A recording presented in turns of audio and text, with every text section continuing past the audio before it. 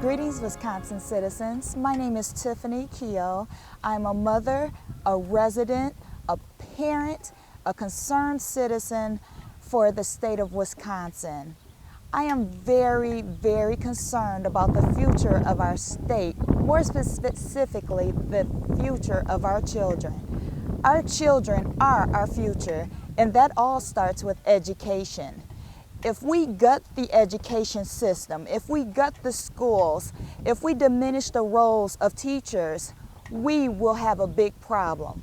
We will have a limited workforce, we will have an uneducated workforce, and our state will not be ready for the future. So I encourage everyone who's watching this video to take an active stand and advocate for the rights of our teachers, advocate for the rights of our students. Be a good parent. Take time to read books. Take time to learn what is going on. Is your child in a gang? Are they involved in drugs? You know, our children are our future, and we really need to invest in their lives and their education. So once again, as a parent, as a wife, as a mother, as a community activist, as just someone who has been born and raised in Wisconsin, please fight for the education of our children. My name is Carol, and having been a lifelong resident of Sun Prairie and also Marshall, I find that the situation that our whole state is under right now with Walker is devastating to me personally, to all of the children that I teach. I've been a teacher since 1963-64, and I feel that we as teachers are totally being disvalued. But beside that, the most important thing is our children, all the ones that I teach every day as I guest teach now, have been put under stress by having less classroom space, less teachers to help them, less consideration for their needs. And I feel that our children are very definitely, as the leaders of our future, being taken upon a bad road by the cuts to education, the teachers themselves, as we have very, very little say in our own best decisions for the children, in our goals as leading the kids to the future designs for all of us to live with. We are being cut short in our own purposes and our knowledge that we gain through all the years of our teaching. I feel that the kids that we work with every day need to know that education is the way up, that it's the future for them and for us. I have 7 nieces and nephews who are in education, and my fear is that the goodness that they bring, the passion, the love, the concern for their dedication to the future is being shortchanged, that the value that they have as human beings is being devalued, and that our whole system of appreciation for early childhood, primary, elementary, high school, college, the tech schools is being destroyed by the cuts that are being made to our educational field. My name is Gary, and I live in Senate District 13, where Senator Fitzgerald is my senator, and obviously in Wisconsin with Governor Walker. And I just want to say for the record that I am a Republican, and I have voted for Senator Fitzgerald on a number of times. And today I'd just like to share with everyone that what I see happening in the state of Wisconsin, where I was born and raised, is not what I ever expected to see on many levels, and it's something that just really does not sit well with me at all. And I'm not sure where we're headed. I'm not sure if we'll ever find normalcy again, but I do know that when June 5th comes, if Governor Walker continues to be in office, I believe that we will not find that sense of normalcy that I want for my children. And I feel like I'm not entitled to anything. No one owes me anything. But I will say that for me, I feel that I have done my civic duty, and I continue to do it. And one of the ways that I've done it is through my participation in the military.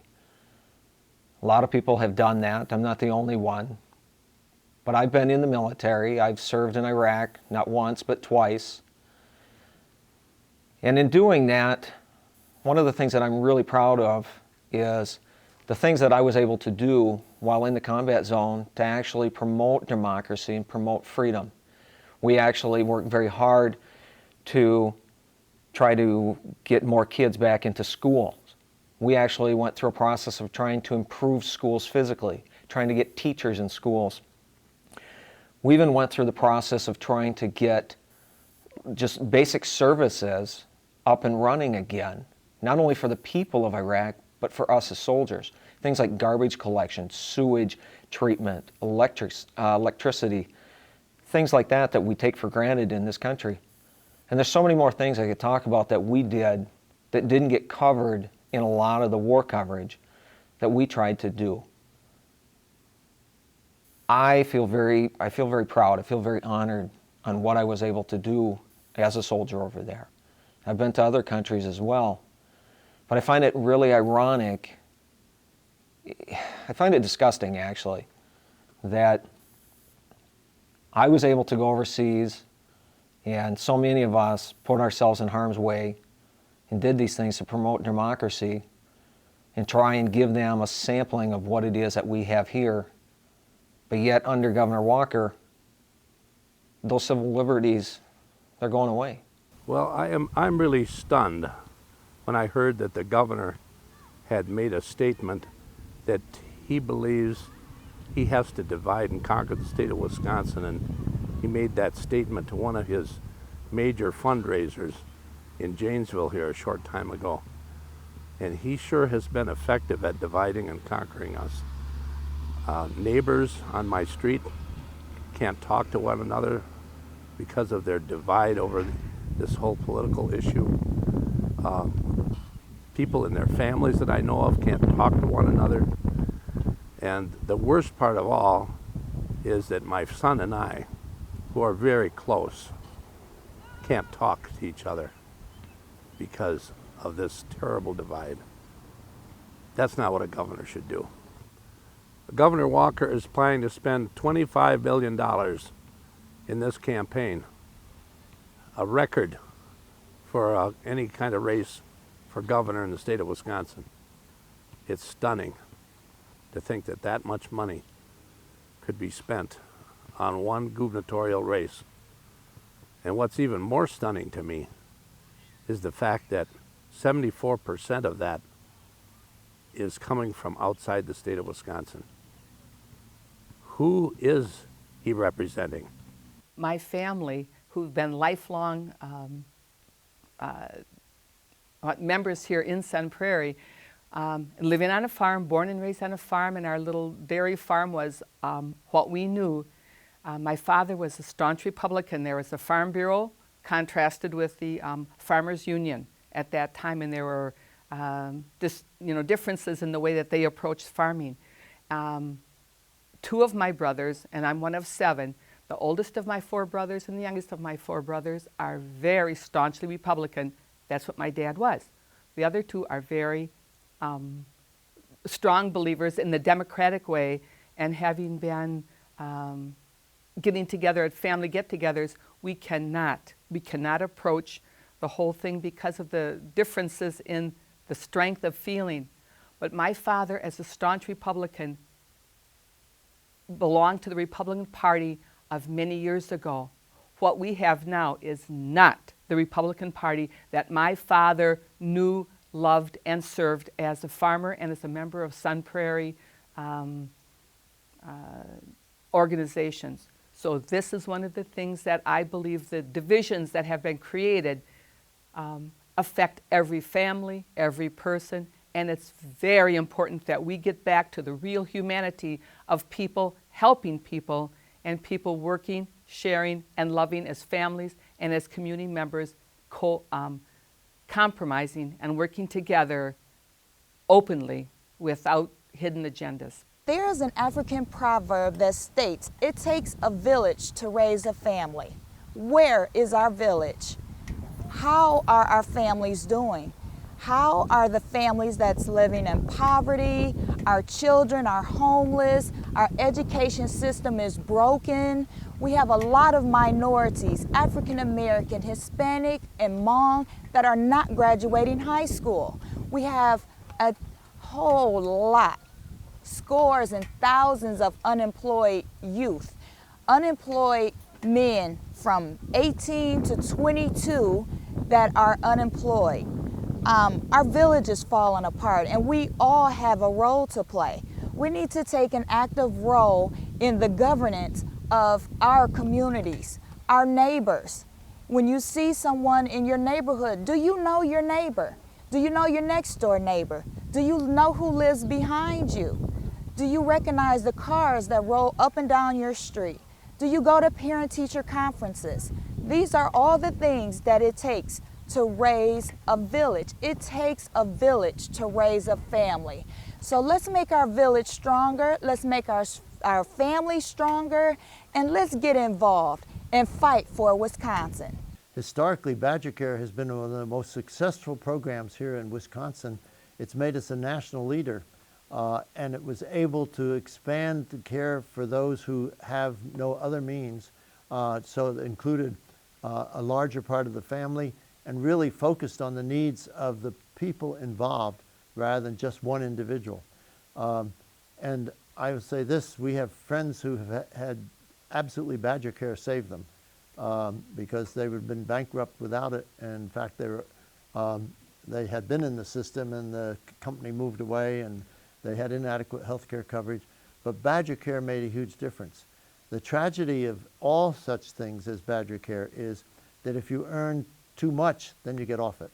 The other tragedy is that under Governor Walker, he has appointed a person who has the total freedom to change, reduce, or whatever they want with Badger Care, with no relation to any committee, no relation back to the Assembly or to the Senate, but total freedom to do that.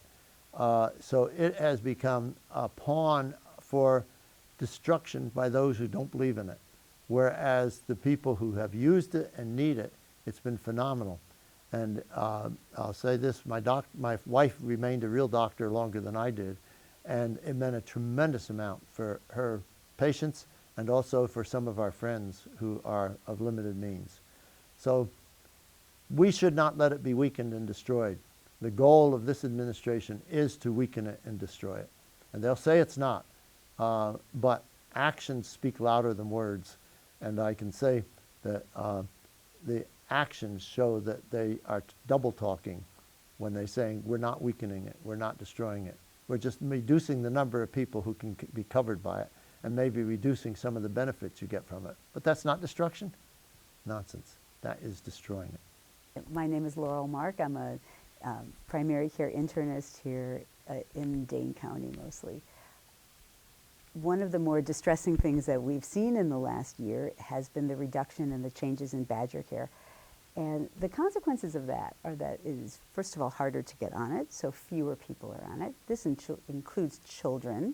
It includes adults who have pre-existing conditions, and includes a lot of working people. To me as a doctor, one of the more frustrating things is to hear people talk about healthcare as a commodity. It's something you pay for. So if you're too poor or you don't qualify, you don't pay for it, that's fine, you just don't get it. And I think about the world at large. We all go to work, we go to school, we go to stores. In our workplaces and school are other human beings. If they don't get health care, their children go to school sick. They go to school sick. So we see ever-expanding epidemics of whooping cough. That's a contagious disease spread usually from one child to another. How does it do you any good to deny poor children the chance to get treated for whooping cough as if your child won't be exposed to it? I see every day in the clinic people who I offer them a work excuse because they have the flu, they have whooping cough, they have strep throat, they have a contagious disease. Half the time they tell me they won't take the work excuse because they'll get fired if they don't go to work, or they need the money. That's ridiculous. This is public health, and you don't want to be around people who are sick. The only way to make sure that we take care of everybody is we take care of everybody. So that's one of the huge effects of the decrease in Badger Care. And a larger issue than that is really Badger Care designed for poor people. It would be better if we had care for everybody and we didn't divide people up just based on their income. It's not that hard to just decide what is good health care, basic health care for everybody, and provide it to everyone. We'd have a healthier workforce. We would have longer lives and healthier outcomes, and we would have a lot fewer people that were on disability that we would have to deal with. Women's rights have been an issue from the beginning of time, and as of today, it seems like we're rolling the clock backwards. Us women have rights, and we should be considered equally just as men, from pay to what we do with our bodies, to how we raise our children, to how we raise our families, whether we want who we want to love and how we want to love them. Women's rights, us women make this world go round, so it's very important that the lawmakers and the legislators don't forget that. Us women have a serious philanthropic arm. Us women are a significant part of the workforce. Us women have an active role in our local governments, in our state governments, and us women have a collective voice. So my message today to the women of Wisconsin is to stand up for your rights. Make sure your voice is heard. Write your legislator, write your senator, get involved, run for office.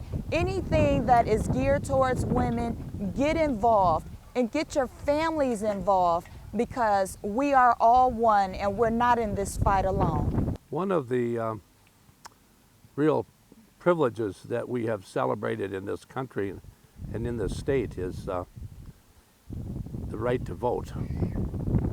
And we have had a history of expanding the right to vote to our citizens, from people who were of a different race, people who are of a different gender, and we've continued to expand that right to vote.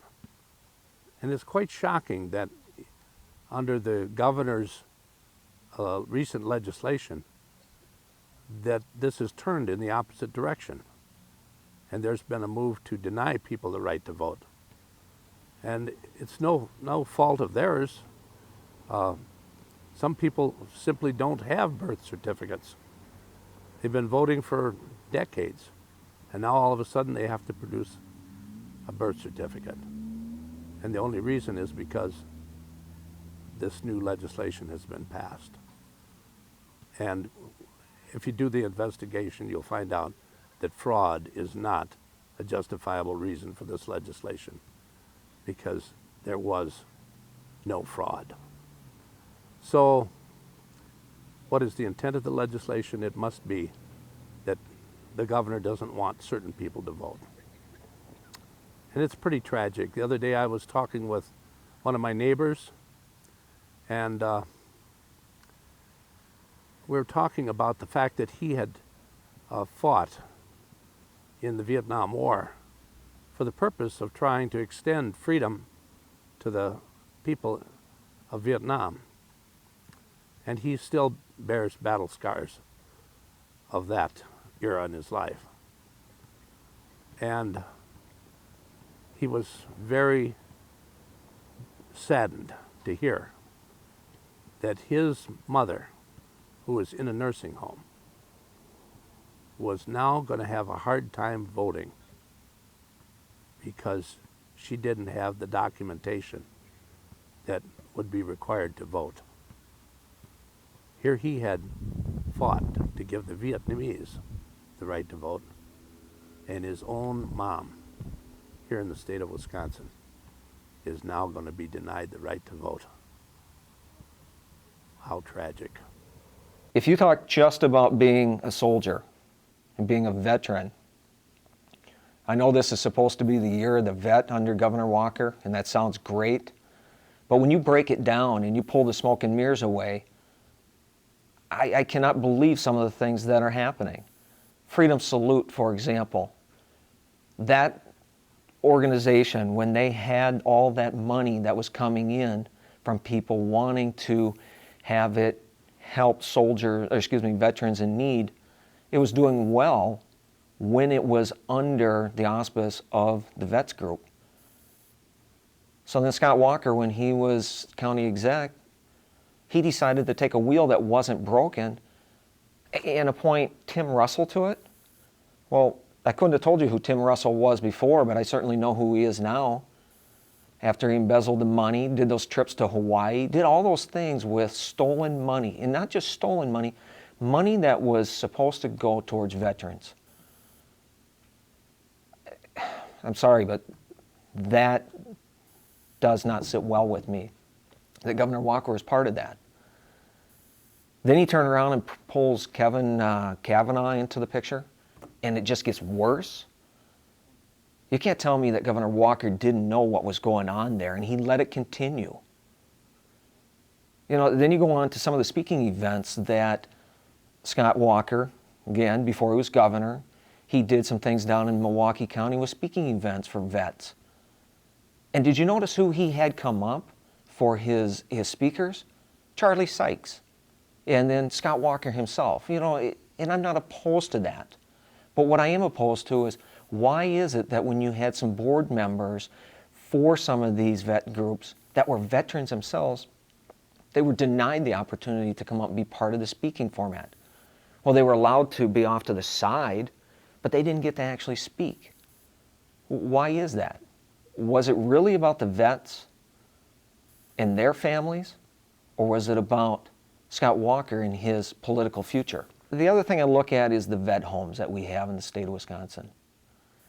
That one, it gets even worse for me, because now you have veterans that actually passed away, gifted their money, their remaining funds, back to the home. And it's my understanding that they gifted that money for the purpose of continuing the home's existence and the service to the vets that need it. Now you're talking something even far more reaching than what happened with Freedom Salute.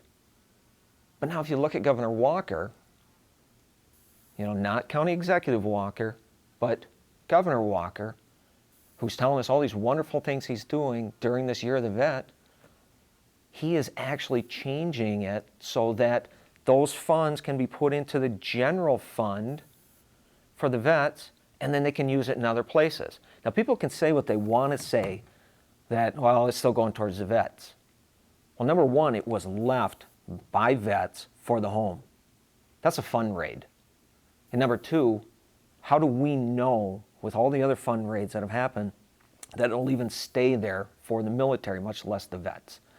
You know, we could go on and on about that, but I don't see how Governor Walker can even justify that. You know, he's never served in the military. He's never been to combat. He's never done any of these things to be able to relate to a vet, and I can put all of that aside. But when you start taking from the services of those that have given, especially those that need it, I don't know how you would live with yourself with that. I don't get it. I listed a lot of things here. And even though I've heard them before, when I hear people talk about it on the radio, I get upset. It just really hits me, seriously, hits me right in the pit of my stomach, that I was fortunate on both of my deployments that I never got hurt. Mine, very minor, so minor that you might as well call them scratches, so to speak. But that wasn't the case for a lot of people that I saw and came in contact with. And some of those guys are from Wisconsin.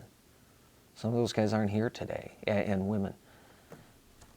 And when I see him literally either A, taking the money away, or allowing it to be taken away, I don't know how to explain that. I don't know how to explain what that does to the pit of my stomach, to think, yeah, go over there. Do what needs to be done. Do what your state and your country asks of you. But then they have somebody like Scott Walker Governor Scott Walker, who can't even finish college, who's never wore a uniform of any kind, come in and do this? I'd love to have this discussion with him right now and say, explain to me how you sleep at night doing that. We have a governor right now that has an agenda, and for him it seems like, and I might be wrong, it seems like he wants our votes. And he's going to put enough sugar on top of this donut to make it look good. But when you start pulling all that sugar off and look at it, he's doing some really unacceptable things. And I listed some of those things with the vet home, the freedom salute, all of that. And it's not right. And for people to continue to support him, do they support him knowing that he does some of these things? Because if they do, I'm even at a bigger loss. But I don't think that's the case. I think that there are people that really don't fully understand some of the things that he's doing down to that detail. I feel very blessed that I don't currently have to utilize some of the services that I listed off, the vet's home and things like that. I feel blessed. But I'm going to tell you, both times when I left to go away, you know, when you hug your family, you look at your kids, like my first time, my oldest daughter, only one I had at that time, 9 weeks old, she didn't know.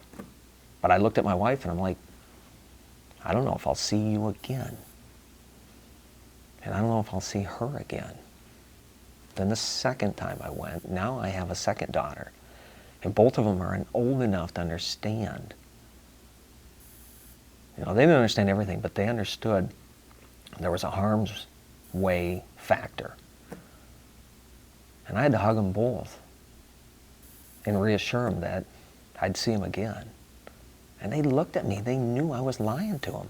They knew that I couldn't back up that promise. That wasn't a pinky swear promise that I can offer.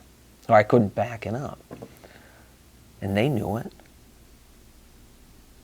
And yet, we as a family, we made it through. We did it. And I know a lot of families that do that.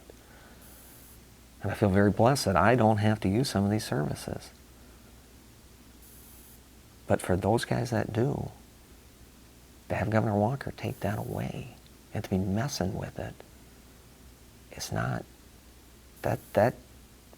where's the preacher's son in that?